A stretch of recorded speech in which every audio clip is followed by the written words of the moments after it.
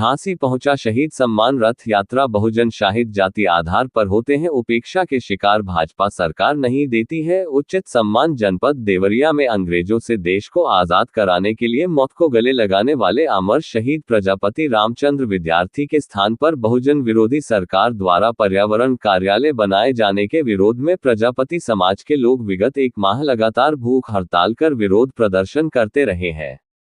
जिसके बाद भी प्रशासन व सरकार की तरफ से कोई प्रतिक्रिया नहीं आई है। प्रशासन व सरकार की इस हठपूर्वक कार्रवाई से दुखी होकर समाज के लोगों ने बहुजन समाज में जन्मे अमर शहीदों को सम्मान दिलाने के लिए शहीद रथ यात्रा निकालने का निर्णय लिया। प्रोग्राम है नवंबर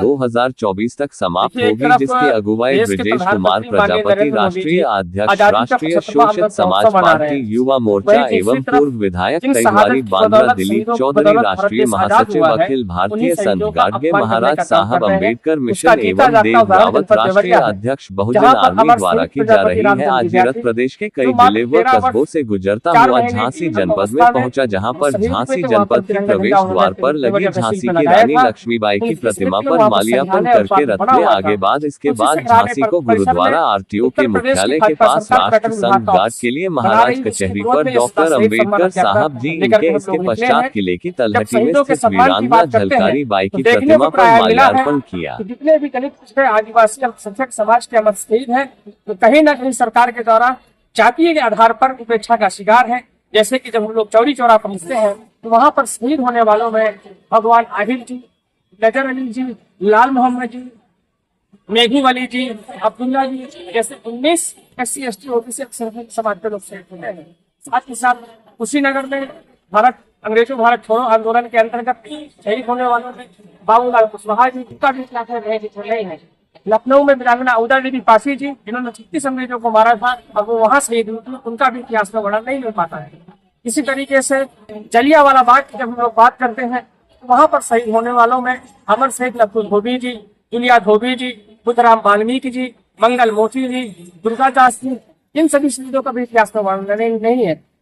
ठीक इसी तरीके से जलियांवाला बाग का बदल लेने के लिए इंग्लैंड में जाकर के जनरल डायर को गोली मारने वाले अमर शहीद उधम सिंह सैनी जी का भी इतिहास में जिक्र नहीं मिलता है। मेरठ में जो 1857 की क्रांति हुई थी उसमें शहीद होने वालों में छंदा गुर्जर जी, बलवंत जाट जी, मोहम्मद कुमार जी, माता दिन वाल्मीकि, इनका भी इतिहास में जिक्र नहीं है। जौनपुर में 1857 की क्रांति में शहीद होने वाले शीतलपाल जी, उनका भी जिक्र नहीं है। इसी तरीके से आज हम झांसी में हैं और आज हम माननीय मुख्यमंत्री जी को, योगी जी को सुन भी रहे थे। झांसी की रानी लक्ष्मीबाई जी के बारे में बड़ा ख्याति उनकी बता रहे थे, उनके बारे में चर्चा कर रहे थे, परंतु झांसी की रानी लक्ष्मीबाई की जगह पर उनकी हम सकल पूरी समाज में जन्मी वीरांगना झलकारी बाई पूरी जी लड़ी थी अंग्रेजों के साथ में, और उन्होंने अंग्रेजों पर छक्के छुड़ाए थे और वो शहीद हुई थी, उनका जिक्र उन्होंने नहीं किया है। कहीं न कहीं देश और प्रदेश की सरकार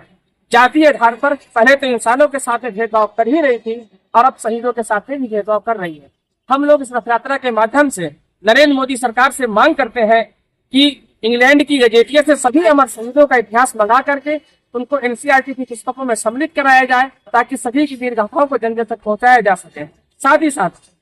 सबसे कम उम्र के शहीद प्रजापति रामचंद्र विद्यार्थी जी, उनको भारत रत्न से सम्मानित किया जाए। इसके साथ ही साथ उनकी प्रतिमा और साथ ही सभी अमर शहीदों की प्रतिमाएं दिल्ली की संसद भवन में कराया जाए। देश के सभी शहर,